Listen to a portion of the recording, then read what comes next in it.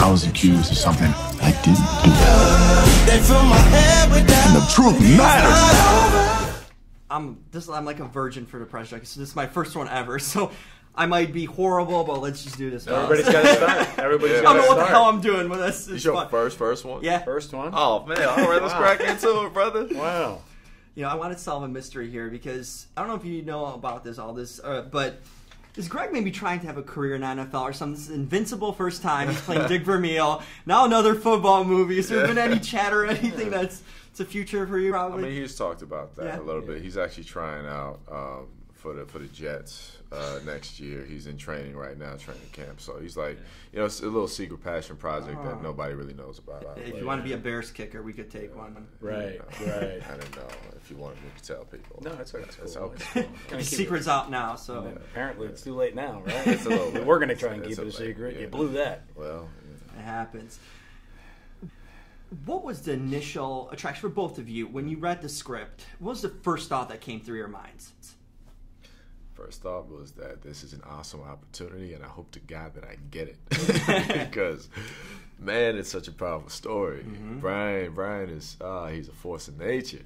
And all the elements that make up what this story is are so necessary and needed right now, man. I think this is really a really inspirational piece of art and something I really wanted to be an asset to, because this is a part of, you know, the purpose of why Brian went through what he went through. He can affect so many. Plus, it's just a fantastic piece of work. And as an actor, you're always hungry for really great work to sink your teeth into. It's effective art.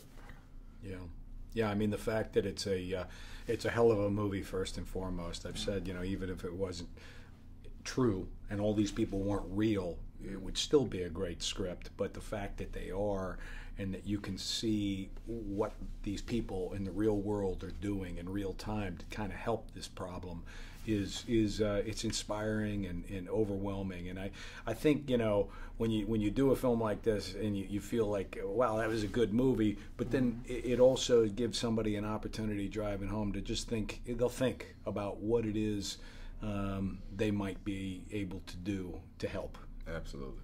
When you guys play real life people, is there an added pressure in a sense, or maybe relief, to do him justice? You know, to play him accordingly, to give him the proper due in that sense.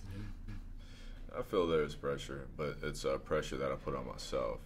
I never really felt pressure from anybody on the team. Not Brian, not Tom Shadyac, not the producers, Monica and Amy. Everybody gave their full faith and belief, but for me, it was just that internal pressure of making sure that I got this man's essence right when it came to pushing it out on screen and making sure people saw him the way I understand, the way I saw him.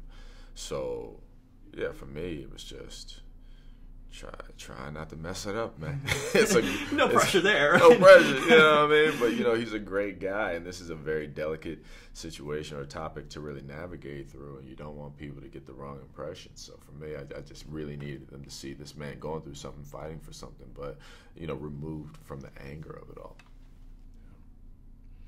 Yeah, Justin's got a really thick hairline, and I saw that. And I gotta put that on. So that was cool. You know, that's one of those good. I was like, damn, that's a good. I want one of those. Yeah. No, I mean he's listen. I would be cynical and angry if I had to go in and face the criminal justice system the way that he does day in and day out. It's more no's than it is yeses. And here was a story where everything that they do, everything that, you know, Brian brought, everything that all these people did actually worked for the good. But that's not normally the case, and I don't know, just you got to arm yourself with a certain kind of thing to be able to deal with that, and to stay positive and energetic and be ready to do it again tomorrow.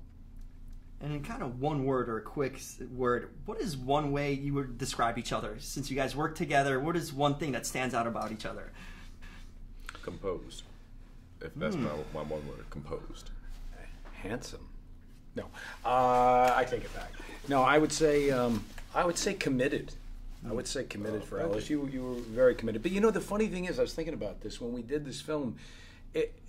we work together. You know, there's definitely scenes that we had together.